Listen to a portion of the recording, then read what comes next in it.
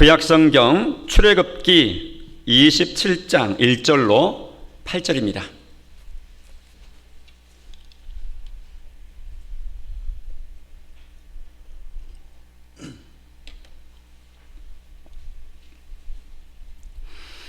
교독하겠습니다.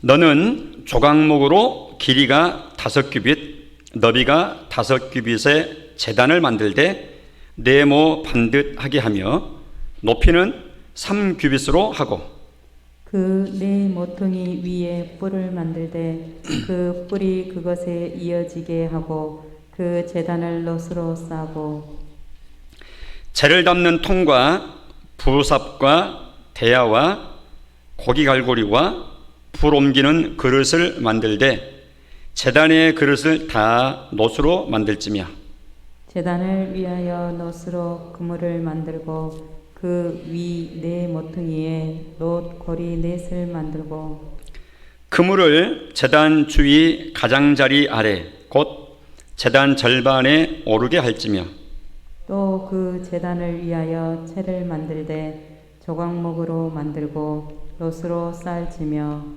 제단 양쪽 고리에 그 채를 꿰어 제단을 매게 할지며 제단은 널판으로 속이 비게 만들되 산에서 내게 보인 대로 그들이 만들게 하라. 아멘. 우리는 지금 모세를 통해서 하나님께서 시내산에서 출애굽한 이스라엘 백성들에게 성막을 지어라 하는 그 내용을 지금 읽고 있는 중입니다. 저 내용은 계시의 수단으로 하나님께서 예수 그리스도를 잘 보여주고 있는, 또 하나님과 백성과의 관계를 잘 보여주고 있는 그런 내용입니다. 성막의 전경이 지금 이렇게 되어 있습니다. 우리가 오늘 살필 것은 방금 읽었던 내용은 제단입니다. 계속해서 제단 그렇게 나오고 있는데 그 제단이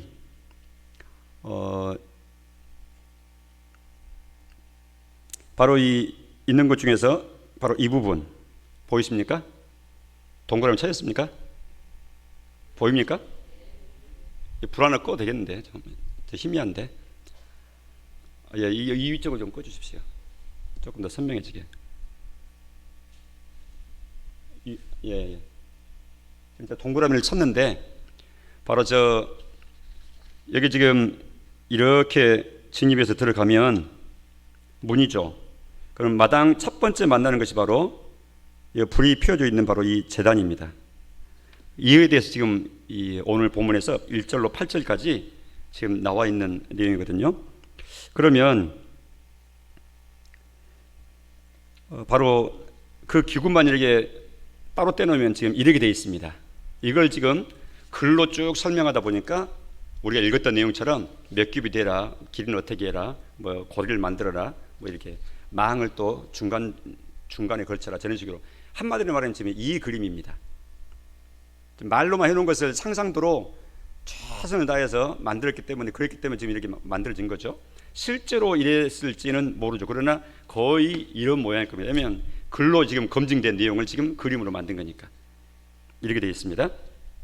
그런데 제단 그 제단이 하나님께서 제단을 만들라고 하시기 전에는 제단이 있었어요, 없었어요?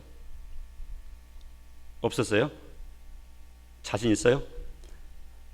제단이 있었어요, 없었어요? 제단이 있었죠. 가령 예를 들면 아담의 아들 아벨이 제사를 드릴 때 제단에 제사 드렸죠. 그러니까 아예 인류 초창기부터서 인류 역사와 함께한 것이 제단입니다. 노아가 홍수 끝난 뒤에 제단을 쌓았죠. 아브라함이 하란을 명령해 가지고 보내신 가나안 땅에 들어왔을 때 맨 처음 했던 것이 여호와께 제단 쌓고 여호와 이름을 불렀죠. 제단이 계속 있었던 거예요. 근데 나름대로 다 그렇게 돌로 이렇게 해서 제단을 쌓고 제물을 바치고 불을 피우고 이렇게 했겠는데 하나님이 아주 구체적으로 치수를 또 재료를 딱 이렇게 정해놓고 또 이게 배치하는 위치까지도 정해놓으시고 이렇게 정확한 디자인 속에 하나님께서 설계하시고 이게 구체적으로 주신 것이 이제 모세 때 이렇게 주신 거라 그 말이죠. 그리고 지금은 제단이 있어요, 없어요? 이런 제단이 이제는 없죠. 왜냐하면 이것은 예수님 오실 때까지만, 히브리서 기자가 설명했듯이 예수님이 오실 때까지만 두었던, 필요했던 그 모세 때부터서 예수님 때까지 이 한정된 기간 동안에만 역할하도록 그렇게 하고 하나님께서 없애신 겁니다. 그러나 없어졌지만 이걸 통해서 하나님께서 우리한테 풍성한 전달하실 내용이 있기 때문에 우리가 지금 살펴보는 건데요.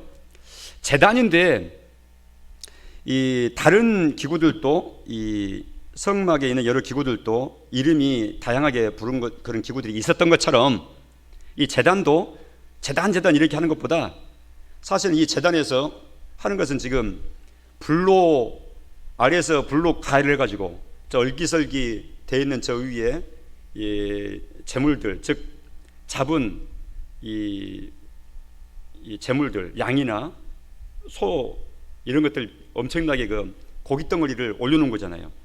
밑에서 화력이 엄청나게 올라와야 저게 다 태워지죠. 여러분, 우리가 고기만 구워 먹어도 시간 걸리잖아요. 근데 고기 덩어리를 이 제사로 덩어리 쳐가지고 각을 떠가지고, 즉 마디 관절을 쳐가지고 각 뜬다 하는데, 이거 모든 관절을 다 잘라가지고 이게 올리는데, 그러면 그것이 전소되고 밑에서 이제 다 재로 긁어내야 되고 이렇게 해야 되는데, 그럼 얼마나 오래 걸리겠어요? 그리고 화력을 얼마나 세게 해야 되겠어요? 우리가 이제 성경을 읽을 때 항상 실제로 한번 우리가 머릿속으로라도 한번 상상을 구체적으로 해보고 시연을 한번 해보듯이 이렇게 상상을 해보면 우리가 생각이 굉장히 세밀해지고 많이 복잡해집니다. 단순히 피상적으로 그냥 이렇게 제사했다 이렇게 한 게 아니라 제사 한번 하는데 얼마만큼의 시간과 정성과 땀이 들어가는지를 우리가 느끼게 될 거예요. 그러니까 예를 들어서 양 한 마리 잡아보세요. 닭 한 마리 잡기도 힘든데 잡아가지고 껍질 다 벗겨야 되고 내장 다 정리해야 되고 말했듯이 각을 쳐야 되고, 그러면 시간이 10분 20분 걸리겠습니까? 그걸 올려서 불 떼서 전부 다 번제드려요. 번제란 말은 말 그대로 태울 번자, 불로 태워서 제사를 드리는 건데 이거 보통 일이 아닙니다. 중노동이죠. 노동적인 측면에서 보면 시간도 많이 걸리고. 근데 이 제단이라고 하는 것이 그냥 단순 제단이라고 말하지 않고, 이 제단을 말할 때 다른 이름이 있어요. 이것도 제단은 제단인데 대개는 무슨 제단? 번제단이라는 말을 써요. 왜냐? 번제를 드리니까, 즉 태우는 제사, 번제라 그러는데 불로 드린다 해서 이 제사의 종류를 화제라 말하게 돼요. 화제라고 말하게 돼요. 화제. 이것은 제사를 드리는 방식에 따른 명칭이 화제입니다. 번제는, 즉 불을 사용한다 그 말이죠. 그래서 번제라 이렇게 말합니다. 근데 그런가 하면 또 달리 이 제단을 무슨 제단? 놋제단이라 말하게 돼요. 왜 그러겠어요? 이것은 제단을 만든 재료에 근거해서 명칭하는 거예요. 본문에서 언급했듯이 조각목으로 만들려고 그랬잖아요. 조각목으로. 그러니까 여기 지금 이 나와 있는 지금 이런 부분들 표시되죠. 이런 부분들을 전부 이제 판인데, 이 속은 지금 전부 조각목 이렇게 넓은 판이 어디가 있어요? 이게 굉장히 큰 판인데, 조금 뒤에 이제 그 치수가 나오겠지만 우리 1절에 치수 나와 있죠. 길이가 5규빗 반, 그러면 2.5m예요. 2.5m짜리 판이 어디가 있어요? 그러니까 지난 시간에 우리 성막 안에 그 골조 세울 때 널판 75cm짜리 만들어서 해라 했던 것처럼 조각목이 그렇게 큰 나무가 없는데 조각목들을 합해가지고 이 널판 형식으로 만들어서 지금 이렇게 한 판으로 만든 거예요. 속은 전부 다 조각목으로 만들고 겉은 뭘로 해라 그랬죠? 놋으로 해라 그랬잖아요. 그래서 놋제단이에요. 겉으로 보이는 것은 조각목은 속에다 들어있기 때문에 다 놋으로 쌓아버렸기 때문에 놋제단이라 이게 말한 겁니다. 왜 다른 것들은 다 금으로, 실내에 있는 도구들은 떡상이나 분향단이나 뭐 등대나 전부 이제 금으로 쌓아 그랬는데 실내 것은, 이것은 놋으로 해라 그랬죠. 당연하죠.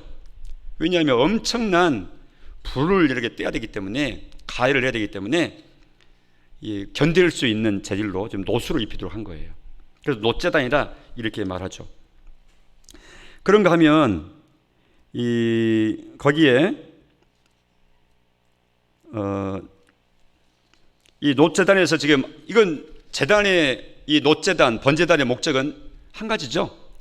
뭐 하는 곳입니까? 이 제단에서, 이 기구에서 말 그대로 번제 드리는 거예요. 제사 드리는 거예요. 즉 짐승으로 가져온 양이든지 염소든지 이 소든지 이런 짐승을 잡아서, 즉 제물을 정리해 가지고 제물을 불로 태워서 제사를 드리는 장소다 그 말이죠. 제물을 바치는 곳이에요. 제물을 바치는 곳. 이 제물은 우리가 이 말 그대로 제물을 왜 바칩니까? 죄인이 자신의 죄를 정리하기 위해서, 죄의 문제를 해결받기 위해서 제물을 대신해서 바치는 거죠.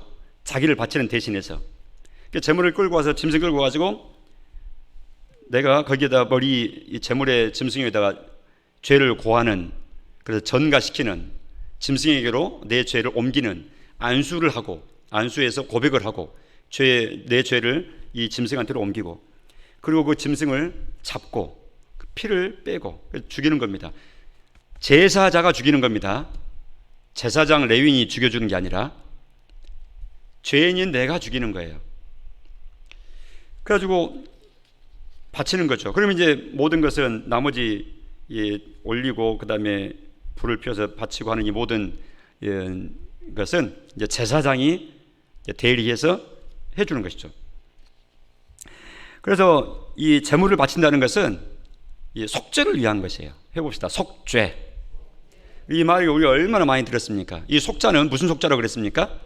값을 치른다 하는 뜻의 속자라고 그랬어요.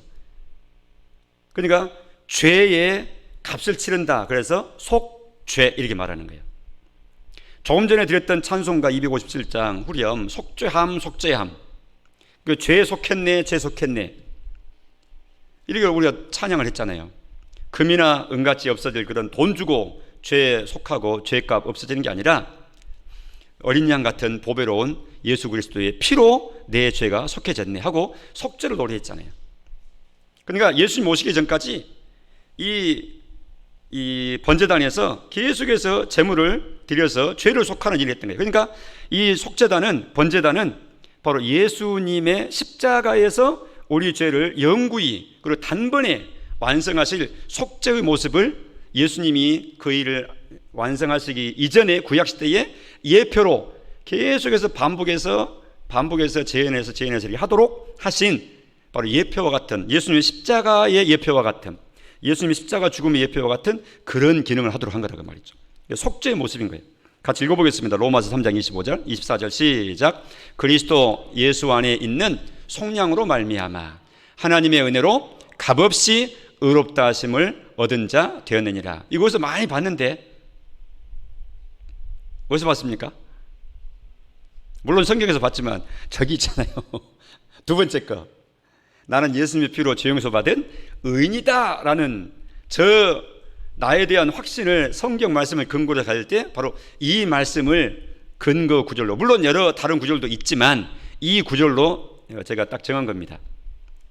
그리스도 예수 안에 있는 속량으로 말미암아, 예수님 안에서 죄를 속해 주신다 하는 그것으로 말미암아, 그것이 하나님이 주신 은혜다, 선물이다 그 말이죠. 내 입장에서는 누리는데 내가 치르는 값은 없어요. 그래서 내 입장에서는 값 없이 누리는 겁니다. 하나님 입장에서는 아들 예수님의 값을 치르는 것이고, 누리는 내 입장에서는 공짜로 은혜로 선물로 받기 때문에 값 없이 누리는 것이고, 이렇게 되는 것입니다. 그러니까 지금 우리 입장에서 값 없이예요. 그래서 의롭다 하심을 얻은 자가 되었다. 예수님의 속량으로 말미암아. 할렐루야. 바로 이 내용입니다. 그런가 하면 에베소서 1장 7절에도 같이 시작. 우리는 그리스도 안에서 그의 은혜의 풍성함을 따라 그의 피로 말미암아, 그의 피는 누구 피? 십자가에 걸리신 예수님의 피입니다. 그 다음 시작. 속량 곧 죄사함 얻었다, 받았다. 속량이 뭐라고요? 죄사함. 아니 해석까지 딱 해놓으셨잖아요. 곧 그 말은 다시 말하면, 바꿔 말하면 이 뜻이에요. 속량이란 말은 죄사함이라는 뜻이에요. 죄값을 치러서 모든 죄가 다 용서받았다. 죄사함. 모든 죄 용서받았습니까? 모든 죄 용서받았습니까? 어떻게 죄 용서받았습니까? 예수님 믿어서 죄 용서받은 거예요. 예수님의 공로로. 그래서 지금 이 번제단에서는 바로 이처럼 속죄를 위한 그다음에 예수님이 이걸 완성시키셨다. 그 다음에 바로 그에 뒤따른 내용이 바로 이 제물을 통해서 화목게 되는 것이죠. 화목이란 말은 그 전제사항이 있습니다. 화목되기 전에는 불화 상태에 있다는 걸 전제하는 겁니다. 근데 그 모든 불화의 상태가 다 정리되고 이제는 화목게 되었다는 것이죠. 그럼 무엇에 대한 화목입니까? 그리고 누구와의 화목입니까? 가장 근본적으로 어떤 화목이죠? 이 속죄를 통해서 화목게 되었다 할 때는 누구와 누구의 화목입니까? 하나님과 나와의 화목, 죄인과의 화목입니다. 하나님과 죄인과의 화목인데 그 죄인은 곧 바로 나였죠. 그냥 예수 믿으면 하나님과 화목게 되는 거예요. 그러면 이 부분 이제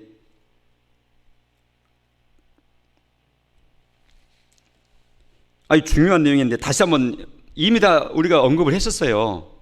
그러나 이런 기회에 다시 한번 또 복습하면서 재점검하면서 분명히 또 확인하면서 지나가는 겁니다.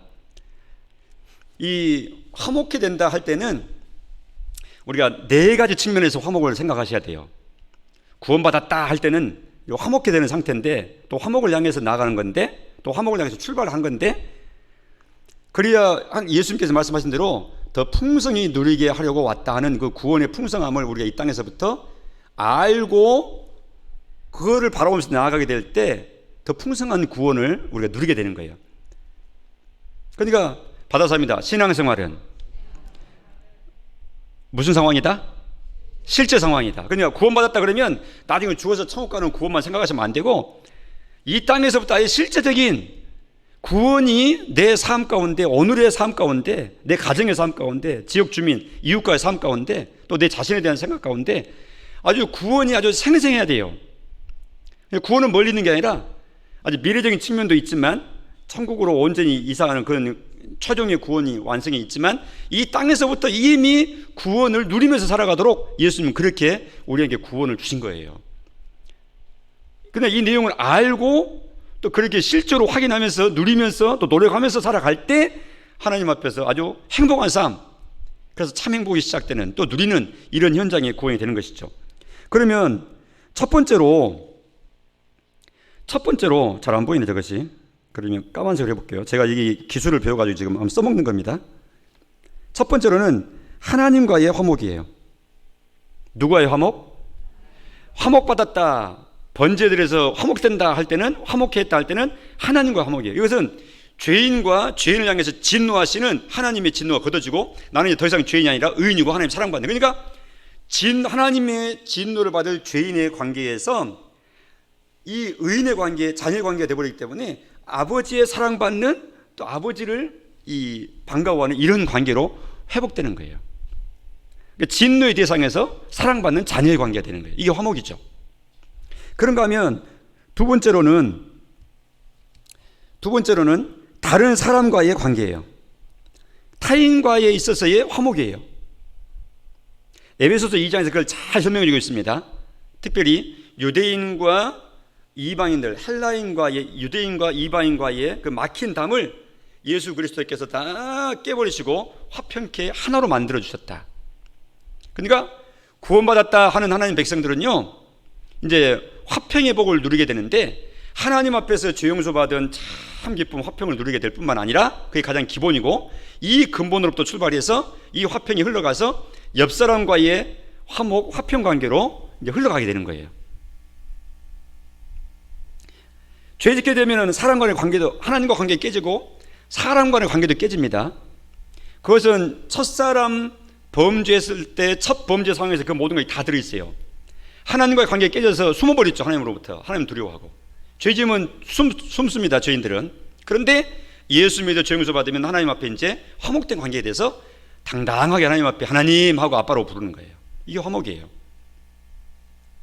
그것으로만 끝나는 게 아니라 죄 짓고 나면은 사람을 막 탓하고 사람 관계가 다 깨지죠. 아담이 하와를 탓하고 말이죠. 여자 때문에 죄 짓다고 말이죠. 이렇게 하면서 서로 비난하고 공격하고 그러거든요. 갈등져요. 그런데 구원 백성 돼서 화목해 되게 되면 이제는 이런 갈등 관계가 구원의 풍성한 삶 가운데서 차곡차곡 회복되어 가도록 하나님이 구원의 풍성함 가운데 나아가도록 하는 거예요. 그래서 용서할 수 없는 사람도 용서할 수 있는 능력으로 우리에게 공급해 주세요, 하나님께서. 그리고 왜 사람과 서로 갈등지고 막 충돌하고 박치기하고 싸우느냐? 그러면 사람은 다 이기적이거든요. 누구나 다 이기적이에요. 철저하게 자기 중심으로 계산하고 자기 중심으로 봐요. 자기 관점에서만 봐요. 그러니까 다 자기 중심으로 이렇게 오고도되어 있기 때문에 그런 사람들끼리 모여서 하니 약간 양보한 것 같아도 다 이게 서로 충돌해요. 조금만 세밀하게 들어가면 바로 다 충돌이 일어납니다. 그래서 화목할 수가 없어요. 사람 가까울수록 싸웁니다. 그런데 구원 백성이 되고 믿음이 성장하고 예수님을 닮아가고 하나님과 깊은 교제를 계속해서 해나가고 이런 신앙 횟수가 더해가면 더해갈수록 신앙이 제대로 기하가 맞물려서 신앙생활에 더해가면 더해갈수록 내 자신이 내 중심, 자아 중심의 이런 나 중심에서 나는 죽고 예수가 사는 이런 사람으로 점점 바뀌어져 가는 이런 신앙의 화학 변화가 일어나기 때문에 그 전에 인간관계가 이제는 새로워지는 거예요. 점점 사랑하지 못했던 사람 사랑할 수 있는 지점으로 나아가게 되고요, 품을 수 없는 사람을 품을 수 있는 상태로 나아가게 되는 거예요. 이렇게 성장해 나아가도록 우리를 구원해 놓으시고 출발시키신 겁니다. 그러니까 구원은 자라가는 겁니다. 그런 측면에 있어서 마음 가운데 그러니까 사람에 대해서 화목하지 못하고 원수 맺고 계속해서 오래가면 그것은 그 사람과의 관계 속에서도 재미가 없을 뿐만 아니라 그 맺혀져 있는 해결되지 못한 그 인간 관계 때문에 내 자신이 병들어요. 그러니까 하나님 앞에서 그걸 해결하도록 극복하도록 계속해서 그걸 파악을 하고 이것이 나의 문제구나, 저 사람과의 관계, 저 불의와의 관계가 내가 문제구나, 이것을 인식을 하고 깨닫고 빨리 그 부분을 극복하고 나아갈 수 있도록 하나님 앞에 은혜를 구해야 돼요. 아무튼 사람과의 관계가 화목하는 관계가 더 넓어진다, 점점 넓어진다. 심지어는 그래가지고 나중에는 스데반이나 예수님이 순교하실 때 돌아가실 때 했던 것처럼 원수까지라도 미워하지 아니하고 불쌍히 여겨서 기도하는 단계까지 나아가는, 우리가 거기까지 확장되게 나아가야 돼요. 그리고 원수까지 사랑해라 하는 그 말씀을 순종하고 이루는 이 땅에서의 하나님 나라의 능력을 드러내는 그런 삶으로 나아가도록 힘쓰고 은혜 구해야 된다, 그 말이죠. 이게 하나님께서 주신 사명이에요. 이 땅에서 우리가 신앙생활하는. 그 다음에 세 번째로 화목, 구원받으면 이게 속죄함 받고 구원받게 되면 화목해 되는데 또 어떤 화목이냐, 이것은 주변과의 화목이에요. 이걸 어느 말로 해야 할지 모르지만 일단 이 성경에 나와 있는 내용들을 하면 무엇과의 화목이에요? 잘 안 보이십니까? 예, 만물과의 화목이에요. 즉 죄 짓고 나니까 가시가 돋고 말이죠, 그죠? 땅이 막 저항을 하고 저주받아가지고, 그전에는 안 그랬거든요, 사람한테. 그리고 사람도 막 이제 죄 짓고 나면 막 파괴시켜버리고, 필요도 없는데 꼭 필요한 것도 아닌데 막 짐승들 막 때려잡고 죽이고 막 포악해지고 막 이러거든요. 그러니까 주변 환경과 계속해서 파괴하고 갈등지고 이렇게 살아요. 그런데 구원이 당하는 건 뭐냐?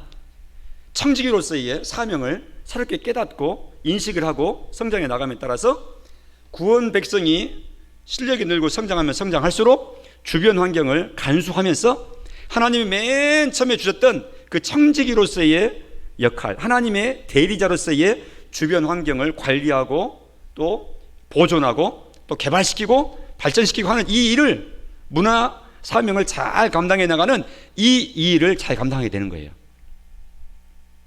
이 부분도 큰 한 주제이기 때문에 이 시간 다 설명 못하니까 일단 그 원리만, 주변 환경과 화목하게 되는 거예요. 마지막 네 번째로는 자신과 화목해야 되는 겁니다. 해봅시다. 자신과의 화목. 이 부분이 대단히 중요합니다. 사람이요, 자기 자신을 미워합니다. 그 자기 자신에 대해서 귀하게 안 여깁니다. 이거 왜 그러느냐? 구원의 능력을 온전히 입지 못하기 때문에 그런 현상이 일어나요. 그래서 심각한 이 자존감이 없기 때문에 자존감이 낮으면 낮을수록 자기 자신을 하대하고 경멸하고 귀하게 여기지 않고 나 같은 것이 또 너 같은 것이 이래 하면서 이 세상에 자기 자신을 가장 귀하게 여기고 하나님이 되신 최고의 작품이라고 알고 이렇게 귀하게 여기고 해야 되는데 이 세상에 헛된 기준들이 계속 영향을 받고 또 이렇게 강요를 받고 하다 보니까 이 세상에 살아가면 살아갈수록 세상의 영향을 고스란히 받은 데서 벗어나지 못하고 내 자신을 세상의 관점으로 봐요. 하나님이 나를 보시는 관점으로 귀하게 보는 게 아니라 세상의 오염된 관점으로 강요된 모습으로 나를 봐요. 그래서 너 돈 없잖아. 그러니까 가난한 것이. 자신감 다 꺾어버리고요. 너 못 배웠잖아. 배우지도 못한 것이. 또 딱 꺾어버리고. 너 얼굴 덜 예쁘잖아. 너보다 예쁜 사람 얼마나 많아.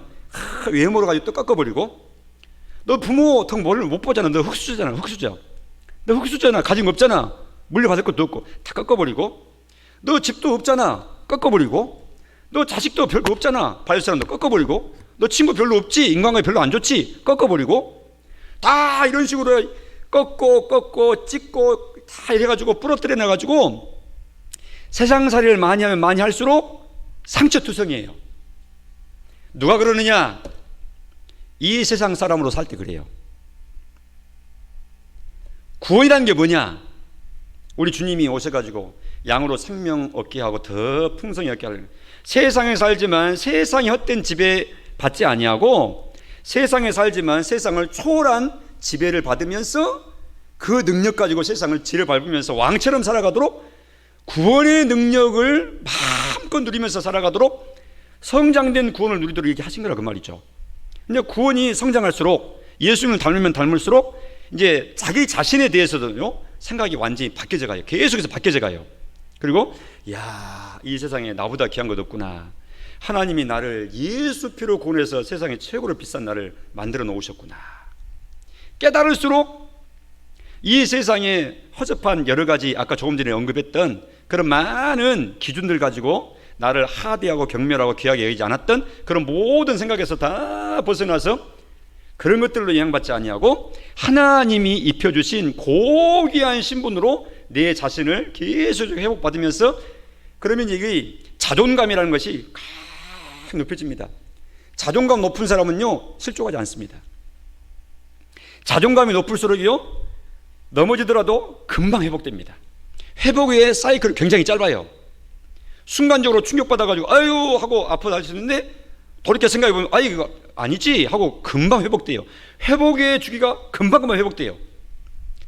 이게 능력자입니다.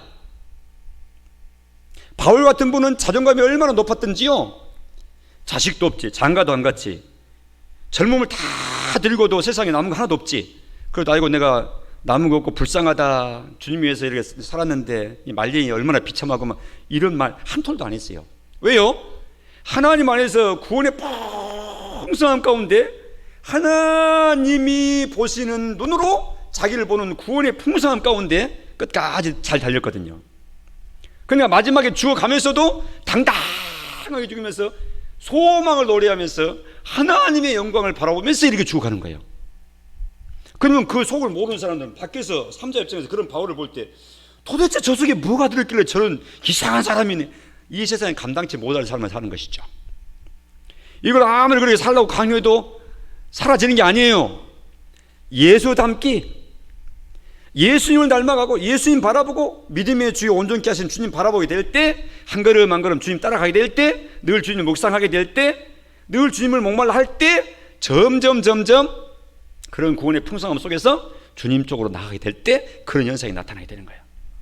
자기와의 화목입니다. 자기와의 평화입니다. 한번 생각해 보세요. 내 자신이 나를 얼마큼 귀하게 보시는지 아니면 얼마나 못나게 보는지. 그런데 열등감에 사로잡히고 우울감에 사로잡힌 것은요 엄밀히 말하면 회개해야 될 현상입니다. 그 상태에 있는 사람한테 회개하시오 이렇게 지적을 못하죠. 왜냐하면 벗어나지 못하는데 거기다 아무리 얘기해봐야 하지도 못하는 거 할 수가 없죠. 나중에 깨닫고 보니까 그것까지도 회개하게 돼요. 이처럼 제물을 드려서 번제단에서 속죄를 하고 죄사함을 받게 되고 하게 되면 하나님 앞에 의인이 될 뿐만 아니라 하나님과의 관계도 회복되고 다른 사람의 관계도 점점 회복되고 주변 환경관도 회복이 되고 심지어는 내 자신도 얼마나 귀한지 내 자신이 해서 내 자신이 정말 귀한 가치로 마지막까지 허락하시는 생명 다 할 때까지 귀하게 하루하루 1년 1년 최선을 다해서 지루하지 않게 사는 거예요. 지루할 틈이 없이 사는 거예요. 의미 있게 사는 거예요.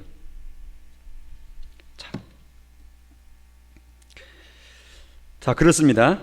자, 같이 읽어보겠습니다. 화목해 되는 거 시작. 이 예수를 하나님이 그의 피로써 믿음으로 말미암아 뭘로 세우셨다고요?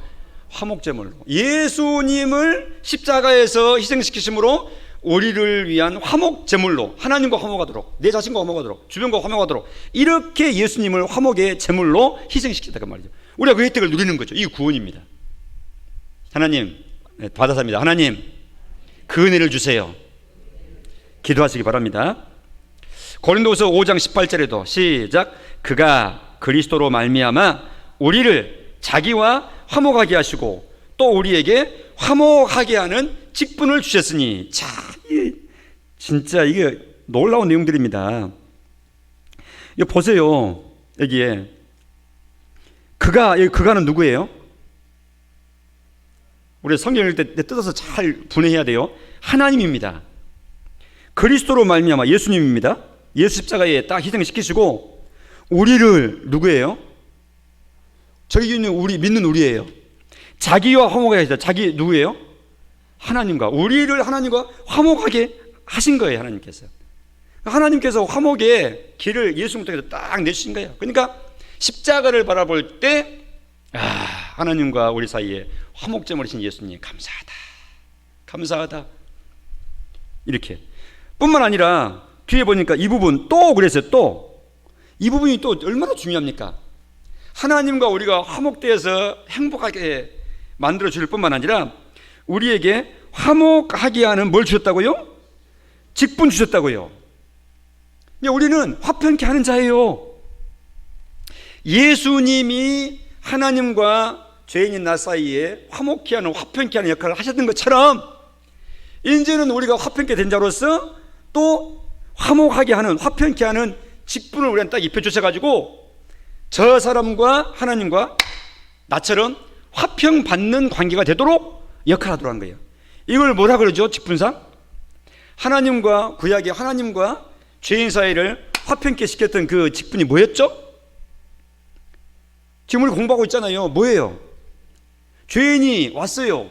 하나님 앞에서 받아주세요 하고 했던 이 직분자가 뭐예요? 어떤 직분이에요? 그래요. 그 제사장이에요. 제사장 받아삽니다. 제사장 받아삽니다. 내가 제사장이다. 하나님 우리를 제사장 역할 하도록 지금 만들어 놓으신 겁니다. 예수 제사장을 통해서 화목을 딱 하나님과 하게 하시고 그걸로 감사합니다로 놔주신 게 아니라 특별 직분을 주셨는데 화평케 하는 제사장의 역할을 감당하도록 하신 거라 그 말이죠. 이 달란트를 땅에 묵혀놓으면 안 되죠. 진노받을 저 사람이 하나님의 사랑받는 사람이 되도록 화평케 하는 복음을 전해서 예수님께로 인도해서 예수 믿으세요? 교회 갑시다. 행복합니다. 복됩니다. 놀라운 비밀이 그 속에 있습니다. 다 자세히는 못 자는 날짜도 간단하라도 우리 옛날에 김기동 목사님이라고 지금 미국 가서 생활하셨지만 그분이 이 고구마 전도법이라 그랬죠. 감자 찌고 고구마 찔 때 익었는가 찔러본다 그랬죠. 찔러본다고. 찔러 폭폭 안 들어가면 아예 안 익었네 하고 기다리는 거예요. 폭 찔러 익었네. 그럼 익은 거 건져내는 거예요. 예수 믿으세요 하고 지나가는 거예요. 예수 믿으세요 하고 교회 갑시다 하고 지나가는 거예요. 센 거 놔두고 지나가는 게 익은 고구마가 어디 있나 하고. 전도라고 하는 것은 하나님의 택한 백성을 찾아내는 거죠. 우리가 믿는 사람 만드는 게 아니라 영생 주시기로 이미 창세 전에 작정해 놓은 하나님의 잃어버린 돌아와야 될 자녀에게 하나님께 갑시다 하고 고개 들어서 하나님 바라보도록 이렇게 도와주는 역할을 하는 것이 전도라고요. 내 주변에 그런 사람이 있으면 말 듣고 그 마음이 흔들리겠죠. 아무튼 우리에게 화목케 하는 역할을 주셨다 하는 것입니다. 자, 이처럼 번제단에서 속죄를 받고 화목함을 받고 또 화평케 하는 역할도 할 수 있는 사람으로 만들어주시고, 두 번째로 번제단에서는 번제단의 모습을 보면 모양을 보면 정사각형입니다. 특별히 보세요. 이 부분 1절에 나왔죠. 5규빗 2.5m입니다. 2m 50cm. 또 가로도 세로도 마찬가지. 그러니까 똑같아요. 네 길이가 똑같습니다. 위에서 보면은 정사각형입니다. 물론 높이는 세규빗이라 그랬죠. 그러니까 1.5m죠. 150cm죠. 그 위에 이 채로 해가지고 이 찍어서 각 토막친 그 고기 덩어리를 해가지고 올려야 되잖아요. 높이 하면 힘들죠. 그냥 1.5m만 하고 1.5m면은 보통 우리가 170댐이고 딱 하잖아요. 이게 150cm면은 1m면 한 이 고관절 정도 되고 한 50cm 하면 이 정도 되겠죠. 딱 올리면 되는 것이고 지금 이렇게 해서 아무튼 위에서 보면 정사각형이라고요. 정사각형. 이게 다 의미가 있는 겁니다. 정사각형. 저희 십자가 예수 그리스도의 속죄의 복음인데 번제단이 죄 문제 해결받고 하나님과 화평케 되는 이 예수 그리스도로 인한 하나님의 예수님으로 통한 하나님과 화목케 되는 그 복음이 바로 저 번제단을 통해서 지금 예표해 주는 내용인데, 그것을 나비와 길이가 정사각형으로 만들게 하신 데는 이것이 동서남북 사방으로 균일하게 이 복음이 다 치우침이 없이 골고루 증거돼야 대면돼야 될 그 내용을 말씀하는 거예요. 그래서 예수님 승천하시기 전에 마가복음 16장 15절에 온 천하에 전해라. 그리고 만민에게 전해라. 어디 전할 것이냐? 그러면 어디나 전해라. 누구에게 전할 것이냐? 그러면 누구에게나 전해라. 지금 이렇게 되는 겁니다. 그런가 하면 사도행전 1장 8절에도 주님이 하신 말씀이죠. 땅끝까지 이르러 내 증인이 되게 될 것이다 라고 말씀하셨는데, 땅끝까지 못 갈 곳이 없다. 그러니까 여기서부터 저 끝까지, 국내 전도로부터 시작해서 해외 선교회까지 이르기까지 어디나 전해야 된다. 동시다발적으로. 계시록 1장 7절에도 이 일 후에 내가 보니 사도 요한에게 보여주신 하늘의 모습이에요. 거기에 구원받은 시온산의 모습, 어린 양과 더불어서 구원의 백성들이 있는데, 거기 보면 이렇게 되어 있어요. 각 나라와 족속과 백성과 방언에서 아무도 능히 셀 수 없는 큰 무리가 나와가지고 흰옷을 입고 주님을 섬기고 있다. 구원받은 백성들의 모습을 딱 보여주셨는데, 그 14만 4천의 모습을 보니까 그 출신지 제가 빨간 글씨로 해놨어요. 어디 출신이냐? 그러면 지구상의 각 나라 200여 각 나라에서, 고대로부터 시작해서 미래 나라에 이르기까지 각 나라에서 살았던 백성 중에서 나오는 거예요. 족속 중에서 나오는 거예요. 부족 중에서, 백성 중에서 나오는 거예요. 방언 중에서 나오는 거예요. 언어가 다 다른 각처에서 나오는 거예요. 그러니까 사방 각 시대에서 하나님의 구원받은 백성들이 나오는 것이죠. 바로 번제단이 정사각형의 모습이 바로 이런 복음에 편만하게 되는 것, 치우침이 없는 것. 완성된 이 요한계시록을 통한 천국에 완성된 그 하나님 백성들의 모임을 보니까 거룩한 성 새 예루살렘으로 표현해주고 비유로 표현해주고 있는데, 그 모습을 보니까 문이 12개다 그랬어요. 동서남북에 합해서. 근데 13절에 보면 그랬죠. 동쪽에 세 문, 북쪽에 세 문, 남쪽에 세 문, 서쪽에 세 문. 어느 쪽이 제일 많아요, 문이? 천국의 모습을 묘사를 할 때 동서남북 골고루예요. 어느 한쪽에 치우침이 없어요. 하나님이 유대인만 사랑하신다, 하나님이 유럽인들만 사랑하신다, 그런 거 없습니다. 동서남북 어디 어느 부족 어느 백성 중에서나 하나님의 택하신 백성들 다 골고루 살게 하시고 다 부르신다 이거죠. 그런가 하면 번제단의 모습은 오늘 본문에서 봤듯이 화살표로 4군데 찍어놨는데 뿔을 만들도록 해서 뿔을 다 연결해가지고 연해서 네 모퉁이에 뿔을 만들어라 그랬어요. 이 뿔이라고 하는 것은 권능과 파워, 힘입니다. 권능과 능력을 두고 하는 말이죠. 특별히 하나님의 복음의 능력입니다. 이 복음은 모든 믿는 자에게 구원을 주시는 하나님의 무엇이 된다고요? 능력이 된다. 하나님이 구원하시는데 능력 없어서 구원 못하실 그런 사람 아무도 없습니다. 하나님의 택하신 백성이라 그러면 이 복음을 통해서 반드시 하나님께서 구원하시고야만 한다. 뿔을 탁 내놓으신 거예요. 십자가의 도가 복음이죠. 멸망하는 사람들의 눈에는 미련하게 보이는 거예요. 예수 믿으라고 그러고 막 교회 나가자고 그러고 한성 믿자고 그러고 그 아무런 의미 없고 가치 없는 것으로 보여지는 사람은 멸망의 사람입니다. 그런데 구원받는 우리에게는, 하나님의 택하신 백성에게는 복음이라고 하는 거, 십자가 통해서 죄 용서 받고 한다는 이 내용이 하나님의 구원하는 능력이다 그 말이죠. 이걸 통해서 구원하시는 거예요, 하나님께서. 번제단의 그 복음을 통해서. 그런가 하면 열왕기상 1장 50절에 보면 이런 내용이 나옵니다. 다윗 왕이 나이 들어서 이제 늙어서 이제 죽으려고 할 때 아직 아버지가 살아 있는데, 왕자 중에 아도니아라고 하는 왕자가 아이고 아버지가 저렇게 죽었는데 위에 형들도 다 죽었고 아버지 곧 돌아가신대. 그럼 다음 순번은 바로 나그만 하고 아도니아가 스스로 요압 군대 장관을 포함해서 아이도벨 이런 이 참모들 다 모아가지고 가가지고 스스로 왕 선포를 합니다. 아주 왕됐다고 막 잔치하고 있어요. 근데 다윗 왕이 솔로몬을 왕으로 이렇게 세우죠. 그러니까 어떻게 돼요? 아도니아는 이제 역적이 되는 거예요. 이때 아도니아가 했던 행동이 바로 이 행동입니다. 열왕기상 1장 50절 시작. 아도니아도 솔로몬을 두려워하여 일어나 가서 뭘 잡았다고요? 제단의 뿔을 잡았다고요. 오늘 번제단에 그 뿔을 두고 하는 말입니다. 성전 성소에 있는 그 뿔, 그 뿔을 잡는 것은 보호를 뜻하는 거예요. 보호를. 누구나 주인이 가서 뿔을 잡고 보호를 요청하면 보호해주고 살려주고 긍휼 베풀도록 하는 그 법칙이죠. 그러니까 그 속죄 번제단의 그 뿔은 하나님의 구원의 능력이면서 구원받은 하나님의 백성들에 대한 보호의 그런 역할을 잘 보여주고 있는 내용입니다. 마지막으로 번제단을 이렇게 두 채로 꿰라 그랬죠. 채로 깬 이유는 떡상도 그랬고 그 다음에 법궤도 그랬고 분향단도 그랬고 다 채를 넣도록했죠. 채는 이동용입니다. 광야 이동에 나갈 때 이동용. 그런데 채를 양쪽 두 개로 해야 하는 데 의미가 있어요.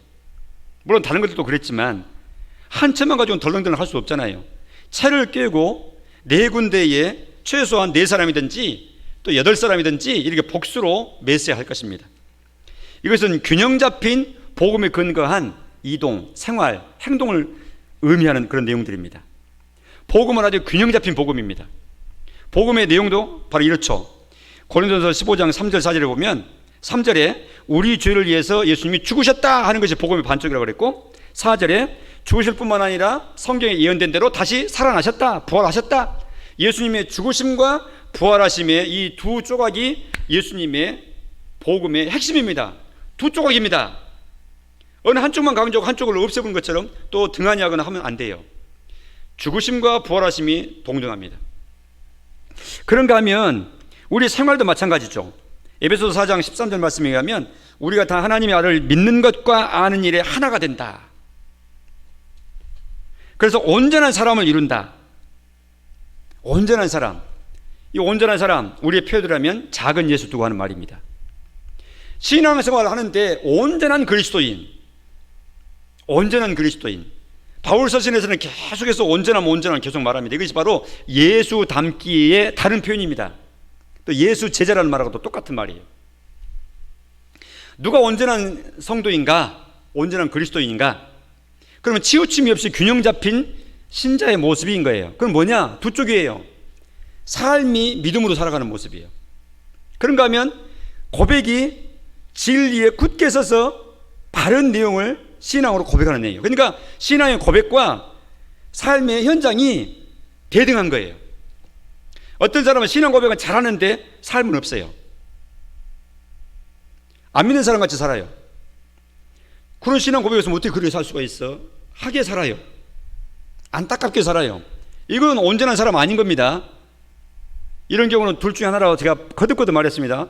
아예 구원받지 않은 사람이든지 구원받은 사람인데 온전치 못한 회복돼야 될 그리스도인이든지. 그래서 온전한 사람, 하나님 우리한테 제시하는 것은 예수 닮은 온전한 그리스도인, 균형 잡힌 온전한 사람, 머리만 크고 다리는 움직이지 못하게 그냥 이렇게 장애인처럼 되어 있는 그런 사람 말고 이렇게 온전한 팔등신으로 머리, 몸통, 다리, 팔다리 다 이렇게 온전하게 기능하고 건강한 온전한 사람인 것처럼 신앙생활도 머리로 알고 고백하고 깨닫고 말씀 묵상하고 하는 내용과 현장에서 살고 대인관계하고 이 사회생활하고 또 이 지출생활하고 경제생활하고 이 모든 문제 해결하고 이 모든 해결 능력이 이 신앙과 삶이 그리스도인으로서 예수님이라면 이렇게 하실 거야 라는 딱 온전한 예수 닮는 예수 제자로서의 모습으로 지향하고 나아가는, 그 방향에서 나아가는 이런 모습이 바로 온전한 모습이죠.